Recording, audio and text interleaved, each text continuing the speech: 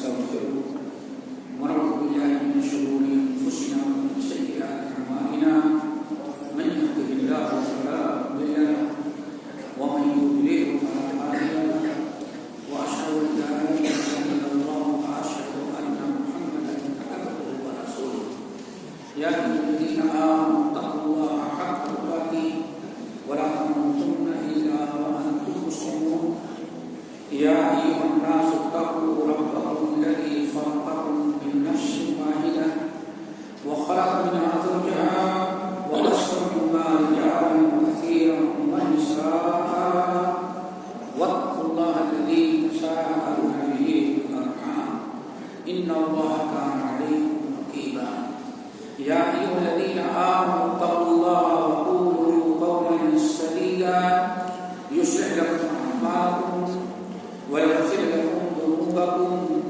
ومن يطع الله ورسوله فقد فاز فوزا عظيما أما بعد فإن خير الحديث كتاب الله وخير الهدي هدي محمد صلى الله عليه وسلم وشر الأمور محدثاتها وكل محدثة بدعة وكل بدعة ضلالة وكل ضلالة في النار فأعوذ بالله السميع العليم من الشيطان الرجيم بسم الله الرحمن الرحيم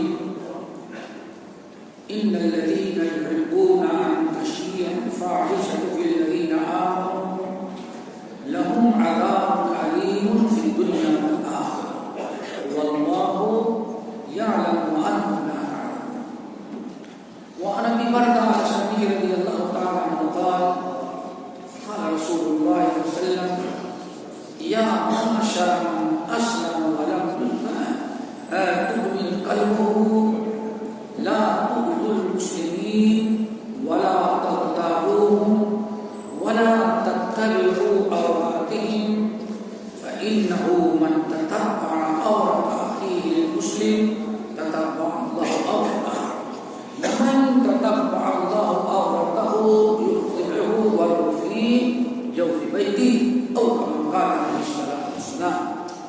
محترم سامعین، ہم نے سورۃ نور کی بڑی مشہور آیت تلاوت کی ہے، پھر اس کے بعد ایک حدیث رسول پڑھی ہے جس حدیث کو صحابہ کرام کی ایک جماعت جنہوں نے روایت کیا ہے، اور اس حدیث کو جن حضرات نے اپنی کتاب میں نقل کیا وہ امام ابن ابی دنیا ہیں، امام احمد ہیں، امام بحقی رحمہ اللہ. اللہ رب العالمین نے فرمایا ان الذین یحبون ان تشیع الفاحشۃ فی الذین آمنوا،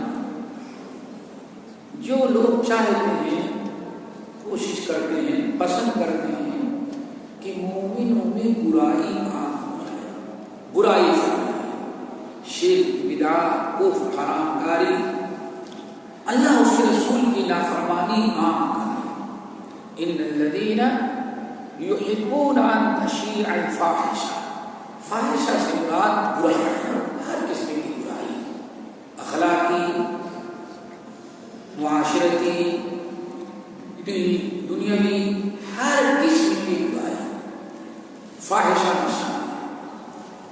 جو لوگ چاہتے ہیں کہ مسلم معاشرے میں برائی عام ہو جائے اور کوشش کرتے ہیں، اللہ نے فرمایا لہم عذاب علیم فی الدنیا والآخرہ، یہ ایسے لوگ ہیں جن کے لیے دنیا میں بھی عذاب علیم، دردناک عذاب ہے، اور آخرت میں بھی ایک جگہ نہیں.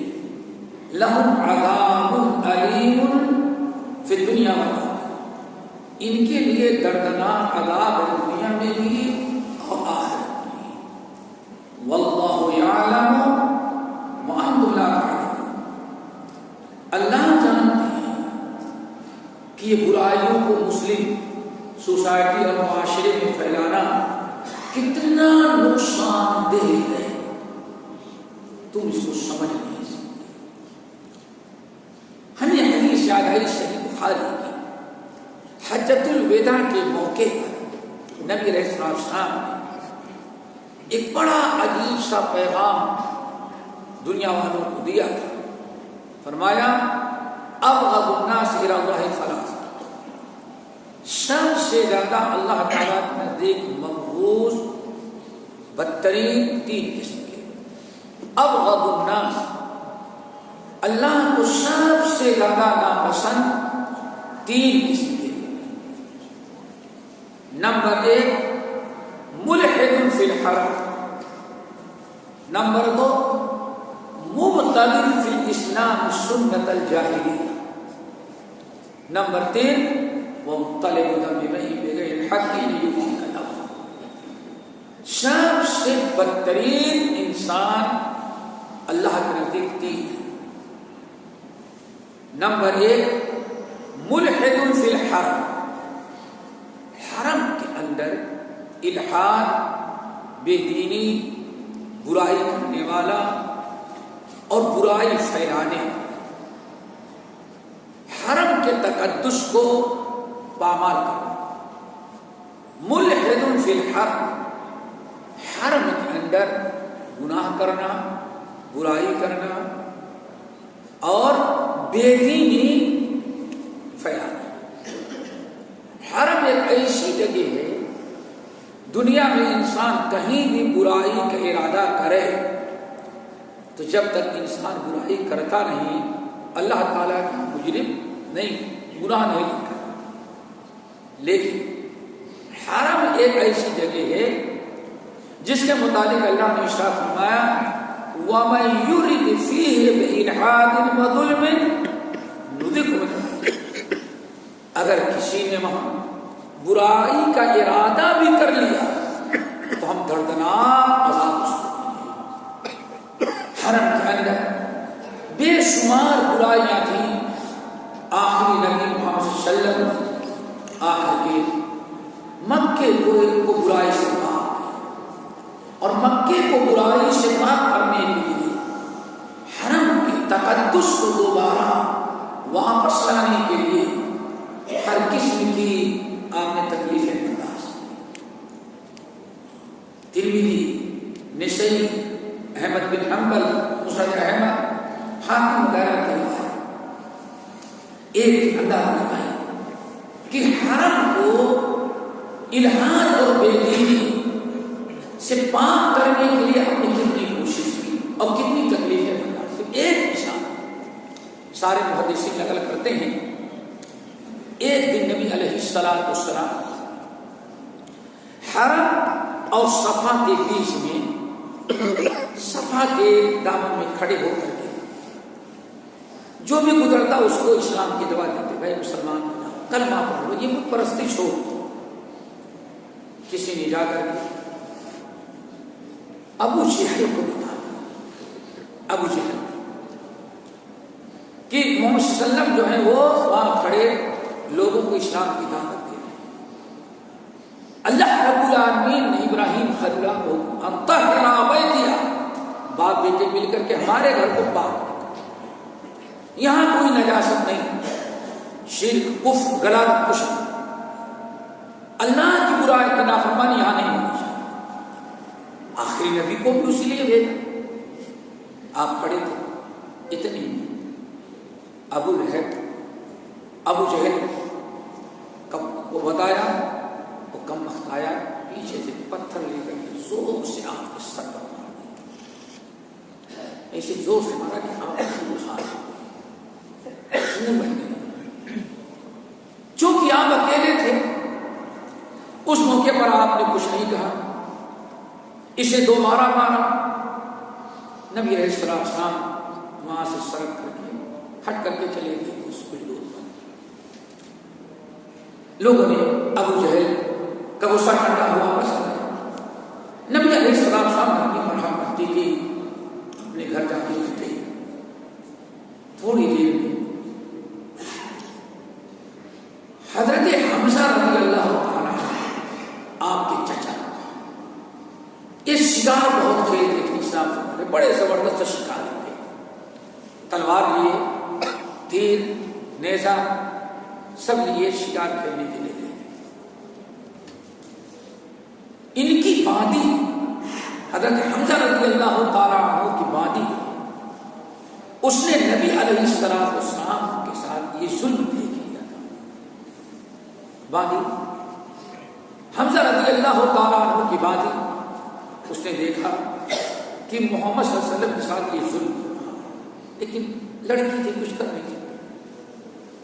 اس نے دنیا کے سارے کام کو چھوڑ کر کے بس بیٹھی انتظار کر رہی کہ آج ہمارے آقا آئیں گے۔ تو میں نے محمد ساتھ ہوتے ہوئے دیکھا، سب سے پہلے میں ان کو بتاؤں گی، انتظار کر رہا تھا۔ جب حضرت حمزہ آئے تو روتی ہوئی آئی، کہیں آقا کیا ہوا؟ کہا کس نے مجھے، میں نے اپنی آنکھوں سے دیکھا، آپ کا شریف بھتیجا محمد اس پہاڑ کے دامن میں کھڑے لوگوں کو بس دین کی باتیں بتا رہا تھا کہ بھائی بہت اچھا دین ہے، اس کو قبول کرو، شرک چھوڑ دو۔ میں نے اپنی آنکھ، کسی کو بتائی بھی نہیں، میں نے اپنی آنکھوں سے دیکھا کہ نالائق ابو جہل آیا ہے اور زور سے پتھر آپ کے سر پر مارا، آپ لہولہان ہو گئے، خون بہنے لگا۔ کوئی ایک انسان آپ کی ہمدردی میں بات کرنے والا نہیں تھا۔ ابو لہب نے دوبارہ زیادتی کی، میں نے اپنی آنکھوں سے دیکھا آپ کا بھتیجا بے یار مددگار دور جا کر کے کھڑا ہو گیا، اور ابو لہب جو ہے وہ ابو جہل، اس کا غصہ ٹھنڈا ہوا تھا۔ آقا میں نے اپنے آنکھوں سے دیکھا، اور جب میں نے واقعہ دیکھا، حادثہ دیکھا، میں نہیں بیٹھی آپ کو اتنا کری، آپ آئی کرتا ہوں۔ اتنا سنتے ہی حضرت حمزہ رضی اللہ تعالیٰ عنہ گھر میں داخل ہونے کے پہلے اسلحہ لیا، طاقتور آدمی تھے، پوچھا ابو جہل کہاں ہے؟ پتا گئے، ابو جہل اٹھا کے دیکھا اور سینے پر بیٹھ کر کے جتنا مار سکتے تھے اس کو لہان کیا۔ ہمارے بھتیجے کو تم نے بے یار مددگار سمجھا ہے اور تم نے اس کے ساتھ زیادتی کی۔ ہماری مالی اپنے آنکھوں سے لے کر کے میرا انتظار کری بتا دیں، اس کو تیر بھاگ کر کے اچھی طرح سے بدلا لیا اور کہا کہ میں بھی مسلمان ہوں۔ اتنا سننے کے بعد نبی علیہ السلام کے پاس گئے، امیر اللہ نے بتایا کہ حرم کو پاک کرنے کے لیے کتنی مسائل، کتنی تکلیفیں ہمارے نبی کو برداشت کرنی پڑی، اور نبی کے بعد صحابہ کرام کو بھی۔ نبی علیہ السلام کے پاس امیر حمزہ آئے اور دیکھ کر کے کہنے لگایا، بیٹے میں نے تمہارا پورا بدلہ لے لیا، جتنا اس نے مارا تھا میں نے خوب اچھی طرح سے بدلہ لیا۔ اللہ نبی کی جگہ پوچھا تھا، بدلہ لینے میں خوشی نہیں ہے، آپ نے بدلہ لیا، مجھے اس سے کوئی خوشی نہیں، خوشی اس وقت ہوگی کہ آپ کا باپ کے مسلمان ہو جاتے ہیں۔ اتنا کہا بیٹے میں مسلمان ہو گیا۔ اس سے اندازہ لگائیں کہ حرم کی تطہیر اور پاکی کے لیے کتنے مشکلات پیش آئیں۔ اب اگر کوئی انسان اپنے آپ کو مسلمان کہے اور اسی حرم کے اندر خود برائی کرے اور برائی کو پھیلانے کی کوشش کرے، وہاں بیٹھ کے نماز چھوڑے، وہاں بیٹھ کے کامکاری کرے، تو اس سے بڑا اللہ تعالیٰ کے نزدیک مقبوض کوئی دوسرا انسان ابغض الناس اللہ کے نزدیک یہ بے انتہا مقبوض انسان ہے۔ کیوں؟ ذرہ برابر احساس نہیں۔ ہمارے ابراہیم علیہ السلام سے لے کر کے محمد صلی اللہ علیہ وسلم تک اس گھر کو پاک کرنے کے لیے کتنی مشکلات کا سامنا کیا، اور یہ پھر دوبارہ وہاں برائی کرنے کی کوشش کرتا۔ نمبر 2، وَمُبْتَغٍ فِي الْإِسْلَامِ سُنَّةَ الْجَاهِلِيَّةِ، اسلام میں آخری نبی محمد صلی اللہ علیہ وسلم نے آ کر کے جتنی جاہلیت کی برائیوں کو ختم کیا، اریانی، بے حیائی، بے پردگی، اللہ اس رسول کی نافرمانی، جتنے منکرات ہو رہے تھے، سود لیا جاتا تھا، رشوت لی جاتی تھی، عورتیں خانہ کعبہ کا بڑھانا طواف کیا، بے حیائی بے شرمی عام تھی۔ نبی علیہ السلام نے 23 سال مسلسل کوشش کرتے رہے 13 سال تک آپ ساری تکلیفیں برداشت کی، اللہ نے ہجرت ہونے کی اجازت دی، آپ مدینہ گئے۔ پھر ہجرت کے 10ویں سال اللہ تعالیٰ نے آپ کو مکے پر چڑھائی کرنے کا حکم دیا، 10,000 کا لشکر لے کر کے نبی علیہ السلام ہجرت کے 8ویں سال آئے اور مکے پر چڑھائی کی۔ مکے والے تاب نہ لائے، اللہ کے رسول نے مکہ فتح کر لیا۔ اب مکہ فتح کر لینے کے بعد جتنی جاہلیت کی چیزیں تھیں آپ نے سب کو ختم کیا، اور حجۃ الوداع کے موقع پر فتح مکہ کے تقریباً 1 سال کے بعد نبی علیہ السلام حجۃ الوداع میں آئے، تو جہاں حجۃ الوداع میں بہت سارے خطبات دیے تھے، آپ نے اس میں ایک بات یہ بھی تھی، اے لوگوں، ہم نے اسلام کے پہلے جتنی جاہلیت کی چیزیں تھیں ہم نے اغا و تحت قدمی ہاتین، میں نے اپنے قدموں نیچے ان کو کچل دیا، ختم کر دیا۔ اب یہاں جاہلیت کا کوئی تصور نہیں۔ نبی علیہ السلام 23 سال ہر قسم کی تکلیف برداشت کر کے، پھر صحابہ کرام اپنی جانی مالی قربانی دیا، اور ہر قسم کی جاہلیت، رشوت، سود خوری، قتل و غارت، بے حیائی، بے پردگی، زنا، ساری چیزوں کو اللہ تعالیٰ نے ختم کیا۔ اب اگر کوئی مسلم معاشرے میں وہی برائیاں جس کو اللہ کے رسول نے صحابہ سے کے ساتھ مل کر کے 23 سال میں ختم کیا تھا، اب اگر کوئی مسلمان مسلم معاشرے میں رہ کر کے ان کو پسند کرے، وہی بے حیائی، وہی برائی، وہی منکرات، وہی بے پردگی، وہی بے حجابی، وہی رشوت، وہی سود، وہی ظلم و زیادتی، آج اسے مسلمانوں کا رواج۔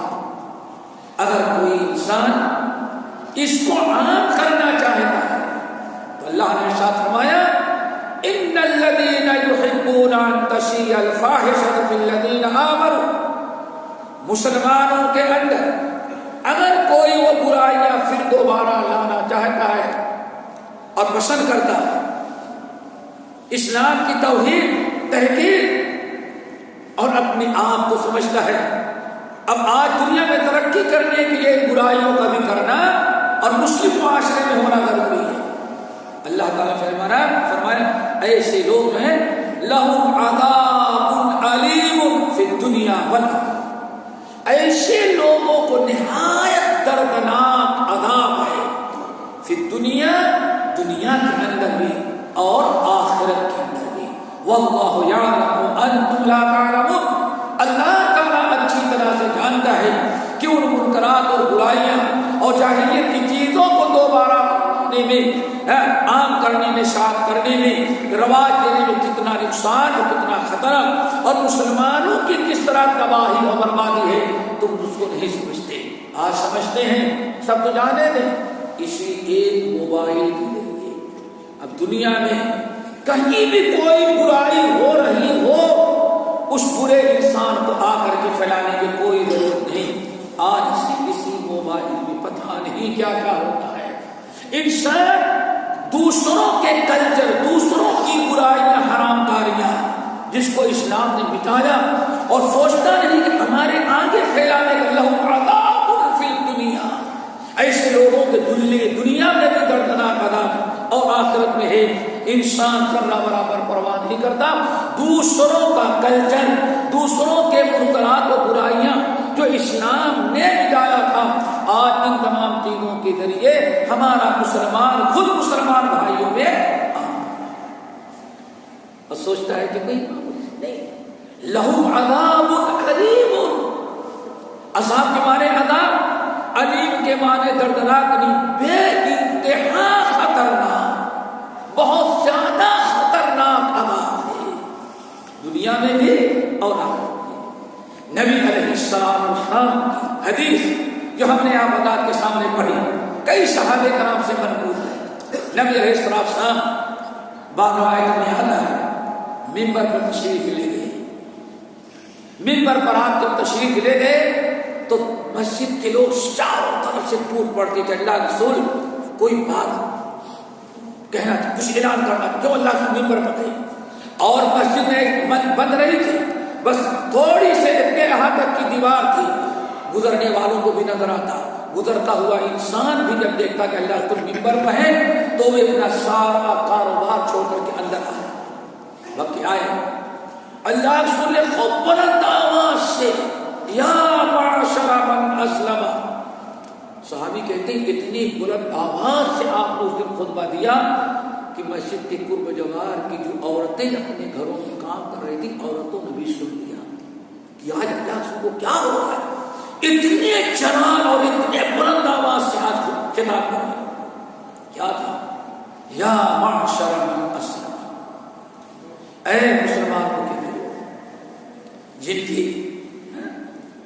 جنہوں نے زبان سے تو اسلام قبول کر لیا ہے لیکن ابھی دلوں میں اسلام و ایمان رچا بسا نہیں ہے. ابھی اسلام پیوست نہیں ہوا صرف زبان سے. خبردار لا تؤذوا المسلمین، اپنی حرکتوں سے، اپنے ہاتھ سے، اپنے زبان سے، اپنے گفتار سے، اپنے کردار سے لا تؤذوا المسلمین، خبردار مسلمانوں کو ایذا نہیں، ولا تغتابوہم، خبردار اپنے مسلمان بھائیوں کی غیبت بھی نہ کرو بیٹھ کر. نبی علیہ السلام سواری پر ہیں، آپ کے ساتھ صحابہ کرام کا ایک گروہ قافلہ رواں دوا ہے مدینے کے کچھ باہر، نہایت خطرناک بدبو آئی جسے کوئی مرا ہوا جانور سڑ گیا ہوا اس کی بدبو. سب کے ناک پھٹ گئی، ہر انسان اپنی ناک بند کر رہا ہے اور ہر آدمی دیکھتا دائیں بائیں کوئی شاید جانور مر گیا ہے پھینکا ہوا ہے، اس کی سڑک کی بدبو آ رہی ہے. تنگ کہیں کوئی چیز نظر نہیں آ رہی، نہ دائیں کوئی جانور نہ بائیں، رواں دوا ہے، آگے بھی کوئی نظر نہیں آ رہا ہے. آپ نے پوچھا کیا ہوا؟ یا رسول اللہ ما هذه الريح السنتنا، ایسی بدبو جس سے ناک پھٹ رہی ہے، دماغ تک خراب ہوا ہے، یہ بدبو کس کی ہے؟ کہاں جانور مرا ہوا ہے؟ آپ نے فرمایا یہ کسی مرے ہوئے جانور کی بدبو نہیں ہے. تو پھر کچھ لوگ ایک جگہ بیٹھ کر کے مومنوں کی غیبت کر رہے ہیں کہ ان کی غیبت کی بدبو ہے جو تمہارا نام. اللہ کے رسول کو صحابی کرام پریشان، یا رسول اللہ یہ بدبو کہاں سے؟ اللہ تعالیٰ نے جبرائیل امین، اللہ تعالیٰ نے وہی بھیجی، اے محمد صلی اللہ علیہ وسلم ان کو کہہ دیں یہ کہیں کچھ بدبخت ہیں بیٹھ کر کے مسلمانوں کی غیبت کر رہے ہیں، ان کے غیبت کی یہ بدبو ہے جس سے تمہاری نام لا تغتابوا. نمبر 3 ولا تتبعوا عوراتهم، اگر کسی مسلمان کے اندر کوئی برائی دیکھے تو اس کو نصیحت کرو اور کسی کی برائی کی پیچھے پڑھ کے ٹوہ میں نہ لگو، کوریج کر کے لوگوں سے پوچھ کر کے اس کی برائیاں جمع نہیں کرو. لا تتبعوا عوراتهم، اگر کسی مسلمان میں کوئی عیب دیکھا برائی دیکھی اس کو سمجھاؤ، نصیحت کرو اور اس کو دبانے کی کوشش کرو۔ مزید تم پیچھے پڑ کر کے کسی کے گناہ کو ڈھونڈو، تلاش کرو اور مل جائے رائی کے دانے کے برابر تو اس کو پہاڑ کے برابر بنا کر کے پیش کرو۔ خبردار لا تتبعوا عوراتہ، کسی مسلمان کے عیب کو پیچھے پڑ کر کے لوگوں میں عام نہ کرو، اس کو بدنام کرنے کی کوشش نہ کرو۔ کیوں؟ اب ذرا صدا کریں، فَإِنَّهُ مَن تَتَبَّعَ عَوْرَةَ أَخِيهِ الْمُسْلِمِ، جو اپنے مسلمان بھائیوں کے عیب کے پیچھے پڑتا ہے کہ معلوم کرے پھر لوگوں میں بتائے، تَتَبَّعَ اللَّهُ عَوْرَتَهُ، تو اللہ اس مسلمان کے عیب کے پیچھے پڑ جاتے ہیں۔ جو کسی عیب کو کے پیچھے پڑتا ہے اللہ اس کے عیب کے پیچھے پڑتا ہے۔ وَمَن تَتَبَّعَ اللَّهُ عَوْرَتَهُ، اور اللہ جس کے عیب کے پیچھے پڑ جائے، جس انسان کی اللہ اس کو ذلیل کر دے گا، بند کمرے میں بھی کرے گا تو اللہ تعالیٰ اس کے عیب کو لوگوں میں عام کر دے گا۔ اللہ کے رسول صلی اللہ علیہ وسلم نے اشارہ یہ کیا کہ کسی کے اندر کوئی غلطی، کوئی گناہ ہے تو اس کا چرچا عام طور پر نہ کرو۔ کیوں میرے بھائی؟ یہ کوئی برائی کرتے ہیں اور آپ نے لوگوں میں چرچا کیا تو ہو سکتا ہے بہت سارے شیاطین ہوں جو اس برائی کے تلاش میں اور انہیں پتا نہیں، لیکن ان کو تم نے بتا دیا تو ان سے برائی کے، جیسے کہ اللہ نے ارشاد فرمایا، کسی گندی آہو ہے کسی گھر میں رہتی ہے تو اشارہ کر کے بنی بتانا، اللہ سے کی حکمت ہے۔ لوگوں دیکھو اس گھر سے بچے رہنا، اس گھر میں ایک پیشہ ور عورت ہے، خبردار خبردار، اشارہ کر کے گھر کی طرف بیان نہیں کرنا۔ کیوں میرے بھائی؟ جتنے بھی لوگوں کے دلوں میں شیطان ہوگا سب کو پتا چل جائے گا برائی کا ڈر۔ اللہ کی حکمت ہے، جو نہیں بھی جانتے ہوں گے، جن کے دلوں میں تھوڑا سا چور بیٹھا ہوگا، فوراً برائی کا ڈر انہیں معلوم ہو جائے گا۔ اس لیے ویسے ہی اس کو ختم کرنے کی کوشش کرنا، اشارہ کر کے اس گھر کے اندر فلاں اور اس فلیٹ کے اندر فلاں اور، کیوں؟ اس سے برائی ہوتی عام ہونے کا۔ اسی لیے ہمیشہ ہمیں کوشش کرنی چاہیے کہ ہماری ذات سے کوئی برائی، کوئی بے حیائی، کوئی غلط کام عام نہ ہو، کیونکہ عام ہو جانے سے مزید لوگوں کے حوث پورا کرنے کا موقع مل جاتا ہے۔ اسی لیے خبردار لا تتبعوا عوراتہم، کسی کے عیب کے پیچھے نہ پڑو۔ اگر عیب نظر آ جائے تو اس کو ختم کرنے کی، اس کو سمجھانے، اس کو مٹانے کی کوشش کرو، اور اگر تم اس کے پیچھے پڑو گے خریدنے کے تو پھر اللہ تعالیٰ تمہیں بھی ذلیل رسوا کر دے گا۔ اللہ تعالیٰ سے دعا کرو اللہ تعالیٰ ہم سب کو اس پوری عادت سے بچائے۔ نبی علیہ السلام نے ارشاد فرمایا، حضرت علی رضی اللہ عنہ، اے لوگوں، ایک نے برائی کی، دوسرے نے برائی کو کیا کیا؟ پھیلایا۔ وہ اللہ سے عبداللہ بن مسعود، سلمان فارسی و بعض روایت، اللہ نے فرمایا کہ برائی کسی اور نے کہی اور کی، پھیلایا کسی اور نے، تو اللہ تعالیٰ کے ہاں دونوں مجرم ہو گئے، گناہ دونوں کو برابر۔ کس بنا؟ کیوں کہ ایک برائی ایک تک محدود تھی اور تمہارے پھیلانے کی بنا پر سینکڑوں میں اور اللہ تعالیٰ سے دعا کرو اللہ ہم سب کو توفیق نصیب فرمائے۔